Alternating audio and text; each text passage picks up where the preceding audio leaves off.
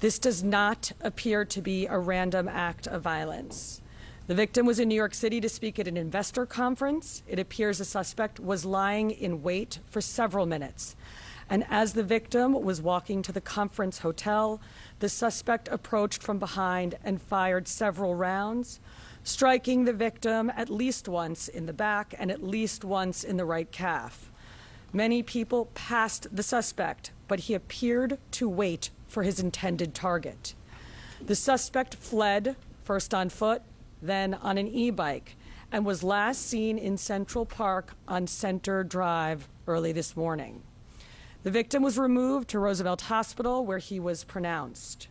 We've been in touch with his family, his friends, and his colleagues, and they are very much in our thoughts and prayers at this hour. The full investigative efforts of the New York City Police Department are well underway, and we will not rest until we identify and apprehend the shooter in this case. The women and men of the NYPD take enormous pride in the work that they do each day and each night to drive down crime and violence in our city. Right now, we are asking the public for your help. If you have any information about this case, call Crime Stoppers at 800-577-TIPS. We have increased the reward in this case to $10,000. I want to be clear. At this time, every indication is that this was a premeditated, pre-planned, targeted attack.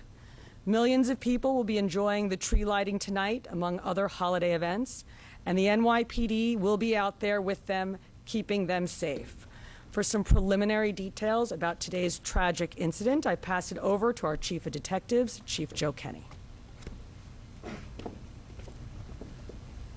Thank you, Commissioner. The information I'm about to give you is preliminary, as our investigation is continuing.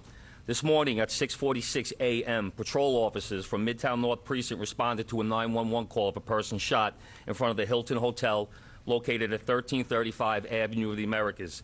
This is between West 53rd Street and West 54th Street.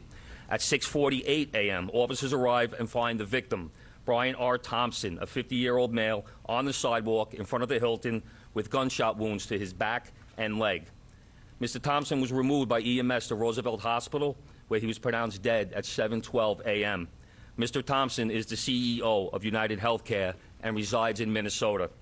Detectives from Night Watch, Midtown North Detective Squad, and Manhattan South Homicide responded to the scene and began their investigation. What we know is that the shooter arrived at the location on foot about 5 minutes prior to the victim's arrival. He stands alongside the building line as numerous other people and pedestrians pass him by.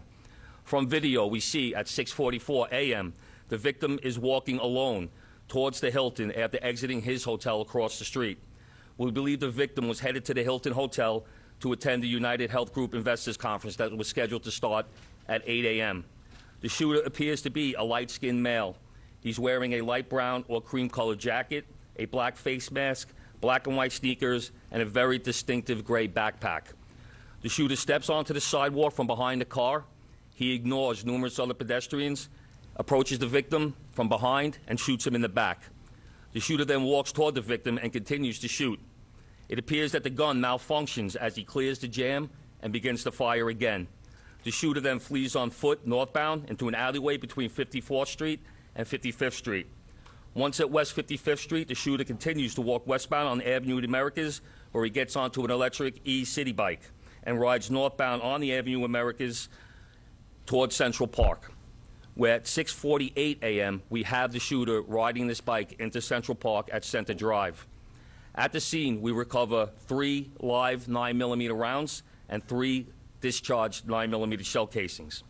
The motive for this murder currently is unknown, but based on the evidence we have so far, it does appear that the victim was specifically targeted, but at this point we do not know why. This does not appear to be a random act of violence. We are seeking information from the public to help identify the shooter. As the Commissioner said, we have upped the reward up to $10,000 for information. You're urged to contact Crime Stoppers at 1-800-577-TIPS. All information will be kept anonymous. Thank you very much. All right, well, we're going to open up to a couple of questions. We're going to start off with Shimon, CNN.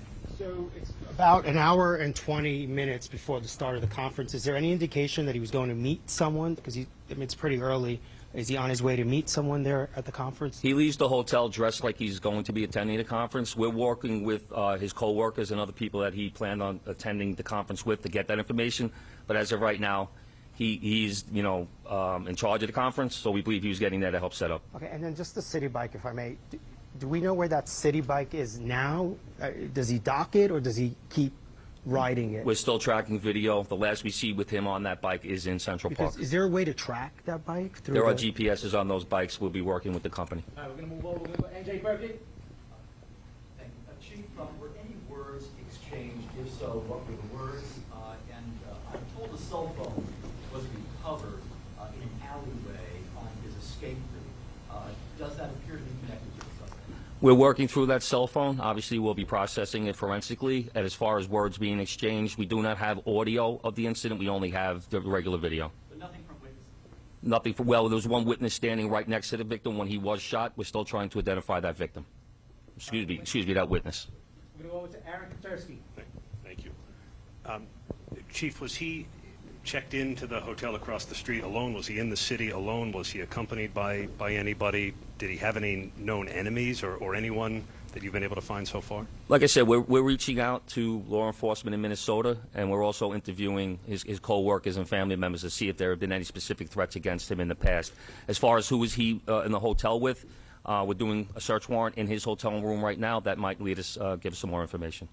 All right, we're gonna go over to Dean Moses. A couple of questions. One, based on the surveillance you've seen of this individual, do you feel like he's professional? You mentioned that he did a good spell. Do you feel like this was a professional individual who took this man's life? And also, will it affect in any way tree life tonight? I'll answer the part about whether or not he's a professional. That we have no way of knowing that. From watching the video, it does seem that he's proficient in the use of firearms, as he was able to clear the malfunctions pretty quickly. But as far as the tree lighting, I'll leave that to Chief Madry. Yes. Good morning, Dean. Just really quick, this incident will not affect the tree lighting. The tree lighting is slated to start at 7 p.m. The show, the actual lighting of the tree, will be close at 10 o'clock, actually 9:55 p.m. We will have a massive police presence out there around Rockefeller Center from 52nd Street all the way down to 47th Street. We will have plainclothes out there, a plainclothes detail out there. We will have our CRC assets, our Strategic Response Group assets. We will have our Intel Division out there. A lot of assets out there to make sure people can come out and have a good time. And we're going to have additional police officers in the subways as well, so people can take mass transit to make it easier to travel into the city and enjoy the tree. This is a terrible event, but we're going to go on, and people are going to enjoy the tree lighting tonight. All right, we're gonna move over to Marsha Kramer. I wonder if you could tell me, the mayor said that there was evidence recovered at the scene that would indicate that this was not a random event. I wonder if you could tell me what that evidence was. And by looking at the gun, it appears that there's a silencer on the gun. Was there a silencer on the gun? And does this indicate not only that it was premeditated, but this is somebody who knew his way around guns and might have been a professional?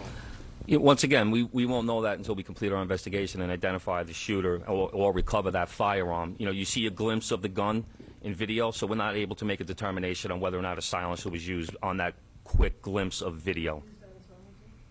We can't tell from that little glimpse of video. I'm not going to commit to saying that at this time. That will be part of our investigation. And what evidence did you There's a cell phone recovered in the alleyway, and once again, we will process that forensically and see if it comes back to this shooting. So you don't think that the cell phone was part of Brian Thompson's, was on Once again, this investigation is less than 5 hours old. That will be part of our investigation. All right, we're gonna move on with Joe Marino, New York Post. Chief, do we know when Thompson arrived in New York City? My understanding is he was staying close by to the Hilton, but not at the Hilton. And has anything in the reverse video cameras indicated that these two individuals crossed paths at all? As of right now, based on the current video that we do have, it doesn't appear that they crossed paths, and he arrived in New York on Monday. All right, we're gonna take 2 or 3 more. We're gonna go Rocco, Daily News. Chief, did he typically travel with a security detail? And even though it's early, is there anything to indicate that there had been issues with, let's say, a patient who was denied coverage, either back in Minnesota or more recently, someone who lives here? From speaking to other employees that traveled with him to New York, it doesn't seem that he had a security detail. He left the hotel by himself, was walking, didn't seem like he had any issues at all. So I don't think he did not have a security detail. And as far as denied coverage, I know that's typically an issue with these major companies. Any reason to believe he had been the subject of a threat? Once again, we're looking at everything. We're looking at his social media. We are interviewing employees. We are interviewing family members. We will be speaking to law enforcement in Minnesota.